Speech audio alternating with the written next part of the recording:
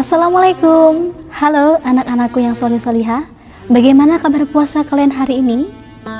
Iya, tidak terasa ya sudah memasuki hari ke-15 puasa kita hari ini. Nah, semoga anak-anak tetap semangat ya puasanya. Sambil menunggu waktu buka, seperti biasa Bu Vivi akan membacakan Sirah Nabawiyah yang berjudul Isra Mi'raj dan Janji Setia. Sepulang dari Thaif saat musim haji pada tahun ke-10 kenabian, orang-orang Arab mulai berdatangan ke Mekah untuk menunaikan ibadah haji. Dengan cerdas Rasulullah SAW memanfaatkan suasana itu untuk menyampaikan dakwah Islam kepada kabilah-kabilah atau suku-suku bangsa Arab lainnya. Beberapa orang menyatakan keislamannya, termasuk Abu Dzar Al-Ghifari. Di tengah perkembangan dakwah ini, terjadilah peristiwa Isra Mi'raj. Pada suatu malam, Allah Subhanahu wa Ta'ala menunjukkan kekuasaannya dengan membawa Rasulullah SAW dari Masjidil Haram di Makkah ke Baitul Maqdis di Palestina, sambil ditemani malaikat Jibril. Lalu beliau lanjut naik hingga ke langit ke-7. Kemudian naik lagi ke Sidratul Muntaha dan Baitul Ma'mur. Yang terakhir, beliau naik lagi untuk bertemu dengan Allah Subhanahu wa Ta'ala. Salah satu hal yang penting dalam peristiwa Isra Mi'raj adalah turunnya perintah Allah Subhanahu wa Ta'ala untuk sholat 5 waktu. Sebelum Isra Mi'raj, Rasulullah SAW dan para sahabat melakukan sholat 2 rakaat pada pagi dan sore hari seperti yang dicontohkan Nabi Ibrahim alaihissalam. Tebaklah bagaimana sikap kaum musyrik ketika Rasulullah SAW bercerita tentang Isra Mi'raj esok harinya. Ya, pasti mereka mencibir, mengolok-olok, dan tidak percaya. Mereka berpikir bagaimana mungkin seseorang bisa pergi hanya dalam 1 malam dari Mekah ke Palestina, padahal jaraknya sangat jauh. Di antara mereka bahkan ada yang menantang agar Rasulullah SAW menjelaskan dengan rinci bentuk Baitul Maqdis jika memang Rasulullah SAW pernah ke sana dan sholat di dalamnya. Allah kemudian menunjukkan bentuk Baitul Maqdis sehingga Rasulullah SAW bisa menceritakannya dengan jelas. Mereka tidak memahami bahwa jika Allah Subhanahu wa Ta'ala berkehendak, tidak ada sesuatu pun yang tidak mungkin. Isra Mi'raj adalah salah satu mukjizat yang Allah Subhanahu wa Ta'ala anugerahkan kepada Muhammad SAW sebagai seorang nabi dan rasul Allah. Sungguh, hati kaum musyrik itu telah tertutup untuk menerima kebenaran. Saat musim haji pada tahun ke-11 kenabian, dakwah Islam semakin menyebar keluar Mekah, terutama ke Yasrib atau Madinah.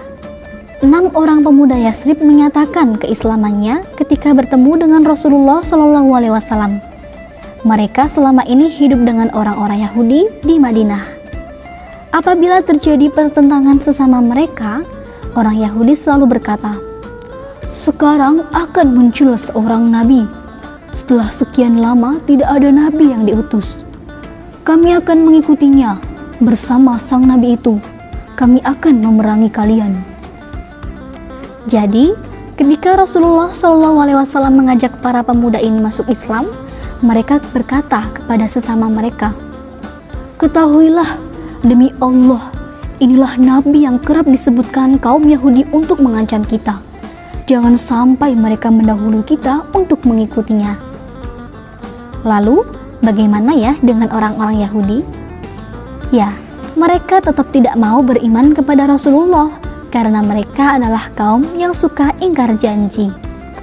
Pada musim haji berikutnya, 12 orang laki-laki dari Madinah datang menemui Rasulullah di Aqobah, Mina. Mereka melakukan janji setia atau baiat untuk tidak menyekutukan Allah Subhanahu wa Ta'ala dengan apapun.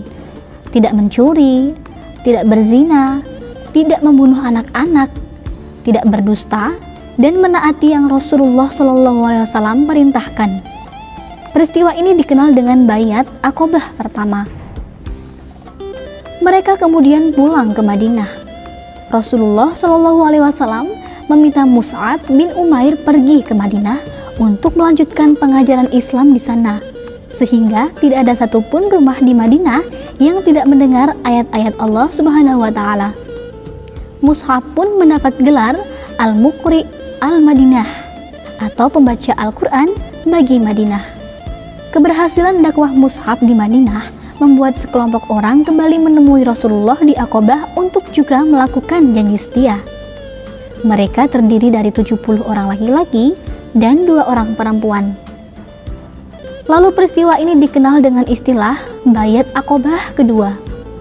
Jarak antara Bayat Aqabah pertama dan Aqabah Bayah kedua adalah 2 tahun, yaitu pada tahun ke-11 dan ke-13 kenabian pada waktu musim haji.